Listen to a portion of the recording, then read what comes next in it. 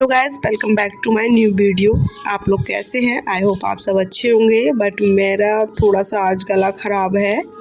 तो मैंने आपको बताया था मेरी पिछली वीडियो में हमारे गांव में बैठी है शिव पुराण, तो आज हम वहां कराने वाले हैं रुद्र अभिषेक। और काम जोरों शोरों पर चल रहा है। इधर ये भैया अपनी तैयारी कर रहे हैं, उधर विकास भैया जो है बेलपत्र के ऊपर राम ओम नमः शिवाय लिख रहे हैं। और लीपा पोती करने के बाद मैं भी तैयार हूँ। और ये है वो सामान जो पूजा में रखा जाएगा। इसमें 16 श्रृंगार और माता पार्वती के लिए साड़ी, फूल माला, मिठाई, फल वगैरह रहते हैं। सुबह सुबह मम्मी के मुंह से गाली सुनने का सौभाग्य प्राप्त हुआ। बिना किसी देर किए चलते हैं मंदिर की ओर। पति जी भी तैयार हैं, सामान भी तैयार है। और भैया ऐसे खुश हो रहे हैं जैसे इन्हीं की शादी करवाने के लिए हम मंदिर में जा रहे हैं।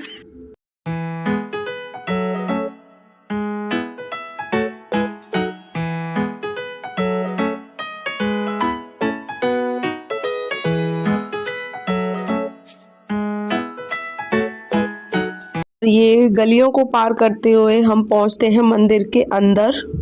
मंदिर के अंदर तो आ चुके हैं। अब एक और छोटा सा एक गेट है, उसके अंदर चलते हैं। पहले सामान रख लेते हैं क्योंकि भगवान जी वहीं बैठे हुए हैं, वहीं पे उनका रुद्र अभिषेक किया जाएगा। तो ऐसा मानते हैं कि यहाँ पे जो भगवान जी हैं वो खुद सेल्फ ही प्रकट हुए थे। और ये मम्मी आ चुकी है चाय पीने के बाद। ये है वो जगह जहाँ पे भगवान सेल्फ प्रकट हुए हैं। बीच में जो है वो वाला मंदिर जो है वो तो अभी नया बनाया है, ये ही वो मंदिर है। अब होगी हमारी शादी। नहीं नहीं नहीं, शादी नहीं होगी, सिर्फ गठबंधन होगा। हम तो यहाँ पे रुद्राभिषेक के लिए आए हैं। फीलिंग ऐसी आ रही थी जैसे दोबारा से शादी हो रही है। रेखा कर रही है हमारा गठबंधन।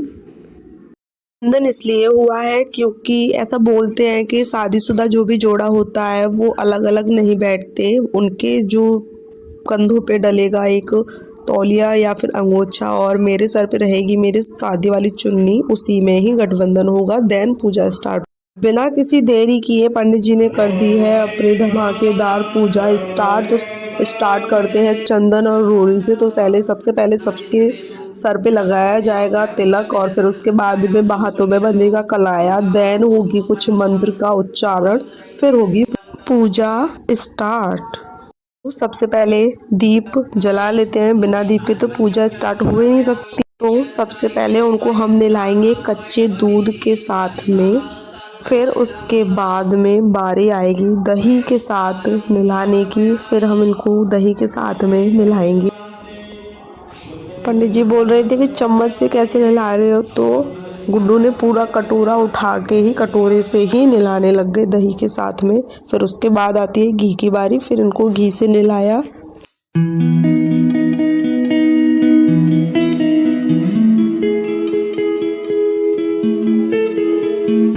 अब बारी आती है मेन काम करने की। तो ये पता नहीं क्या बोलते हैं इसको, शायद संग पता नहीं कुछ बोलते होंगे। तो इसमें मैं पानी डाल रही थी खुद, और ये गुड्डू ने पकड़ा हुआ था। फिर उसमें से शंकर जी के ऊपर पानी अपने आप ही जा रहा था।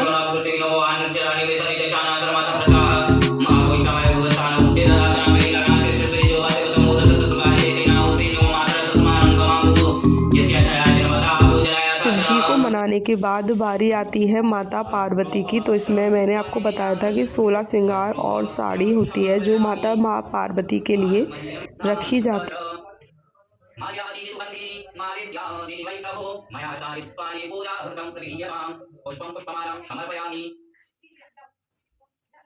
और फिर उसके बाद में फूल माला चढ़ाई। फूल माला चढ़ाने के बाद में बेलपत्र चढ़ाए।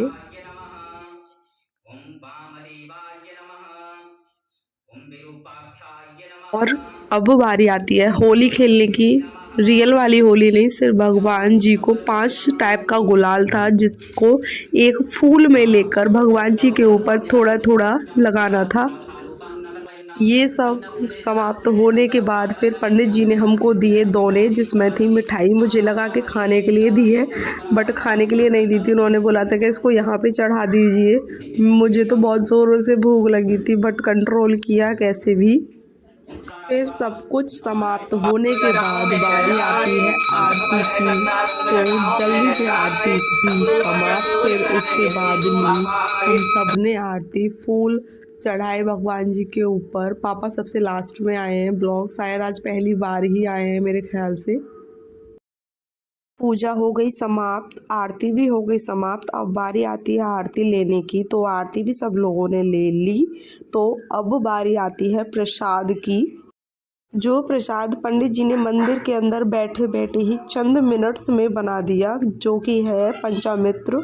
तो अब बारी आती है प्रसाद बांटने की। तो ये जोखिम भरा काम सुरेखा ने लेते हुए अपने हाथों में सबको बांटने लगी प्रसाद।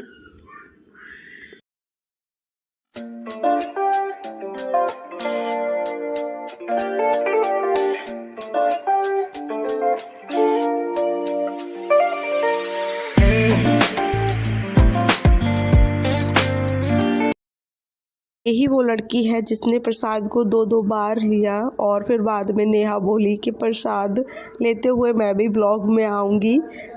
और फिर उसके बाद हम आ गए घर। वीडियो पसंद आए तो like and subscribe. Bye bye, love you all.